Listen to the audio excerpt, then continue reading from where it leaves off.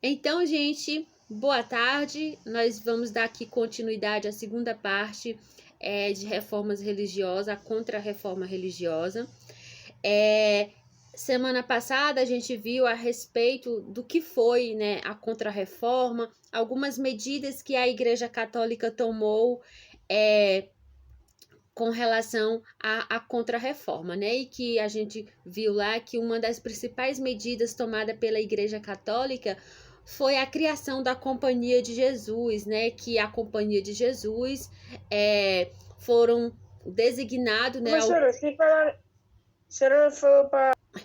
Então, a Companhia de Jesus foram designados, né, como uma espécie de aparato que a Igreja Católica arrumou, que era na pessoa dos jesuítas, que eles deveriam, né, tinham como objetivo expandir o catolicismo para o resto do mundo, né?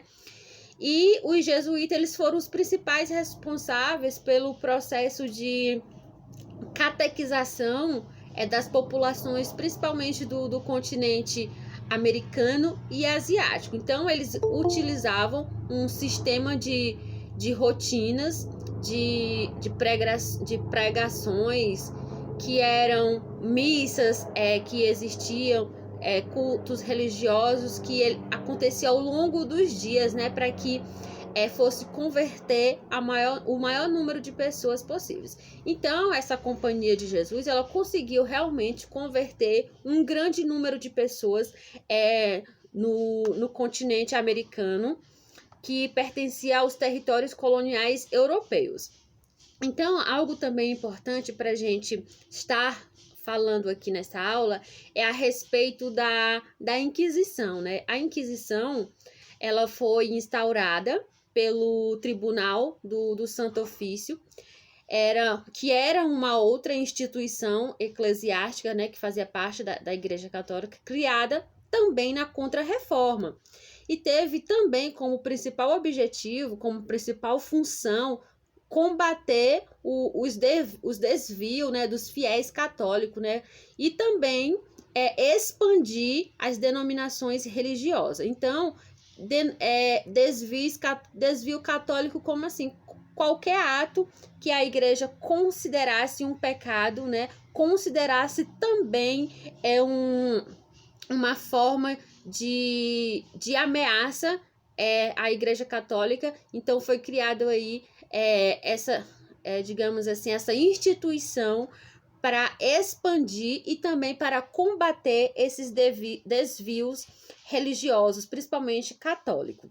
Então, além de perseguir protestantes, né, perseguir essas pessoas de outras denominações religiosas, a Santa Inquisição também, ela tinha como objetivo combater os judeus e também os povos islâmicos, que eram considerados pecadores, infiéis. Se eram pecadores infiéis, o que tinha que acontecer? Tinha que combater, né, toda e qualquer ordem que fosse uma ameaça para os dogmas, para a expansão do catolicismo naquele período, porque estava ali em um momento de expandir esse catolicismo. Então, os judeus e os islâmicos também eram considerados pecadores e infiéis, né?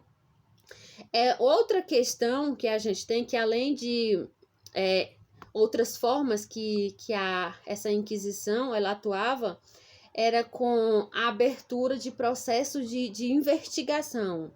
Investigação de quem? Que acatava em denúncias de pessoas pessoas dizer que eram hereges, que eram praticantes de bruxarias. Então, todo e qualquer ato suspeito de que a pessoa não estava cumprindo o catolicismo, não estava agindo de acordo com a fé católica, essas pessoas eram perseguidas, e quem perseguiu essas pessoas, quem tinha como objetivo perseguir essas pessoas, era aí a Inquisição, né, que foi uma instituição criada exatamente para isso.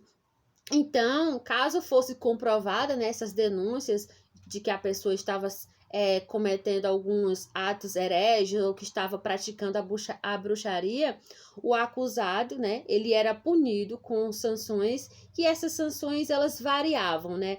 Elas iam desde o voto de silêncio, ou seja, que a pessoa não poderia comunicar a sua fé, então, e até a sua morte na fogueira. A gente vê nesse período, principalmente, muitas mulheres que foram à fogueira por ter sido considerada bruxas, né? Uma grande perseguição aí com as mulheres por ter sido consideradas bruxas. Então, qualquer ato que a sociedade achasse que era contra o catolicismo, era contra o que a igreja pregava, as pessoas eram denunciadas e muitas delas eram levadas à fogueira. Então, em 1542 aconteceu o Concílio de Trento, né, que foi uma reunião dos principais líderes da igreja, que foi organizada pelo Papa Paulo III, e ele selou um conjunto de medidas que deveria ser tomada pela Contra-Reforma, né? Algumas medidas que esse movimento de Contra-Reforma deveria tomar. No Concílio do Trento, estabeleceu, por exemplo, o princípio da infalibilidade papal, a declaração, e existiu também um conjunto de livros que eram proibidos, né, livros proibidos pela igreja, por ser considerado, por ter conteúdo inapropriado.